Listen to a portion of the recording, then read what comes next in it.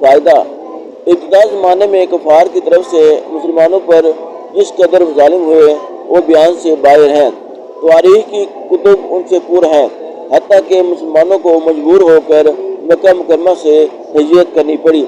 مدینہ منورہ پہنچنے کے بعد بھی مشرکین کی طرف سے ہر طریقے سے لڑائی اور اظہار ثانی کا سلسلہ رہا۔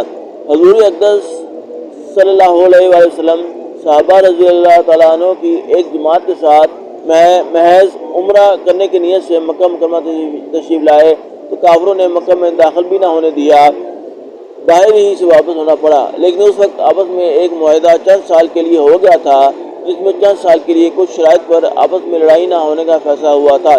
مشہور قصہ ہے، اسی معاہدے کی طرف حضرت اسماء رضی اللہ تعالیٰ عنہ نے اس حدیث میں اشارہ فرمایا کہ جس زمانے میں کوئی ایسا معاہدہ ہو رہا تھا، اس معاہدے کے زمانے میں حضرت ابوبکر رضی اللہ عنہ کی ایک بیوی جو حضرت اسماء رضی اللہ عنہ کی والدہ تھی اور مسلمان نہیں ہوئی تھی، اپنی بیٹی حضرت اسماء رضی اللہ عنہ کے پاس کچھ اعانت کی خواہش لے کر گئیں، کیونکہ وہ مشرک تھی، اس لیے حضرت اسماء رضی اللہ عنہ کو اشکال پیش آیا کہ ان کی اعانت کی جائے یا نہیں۔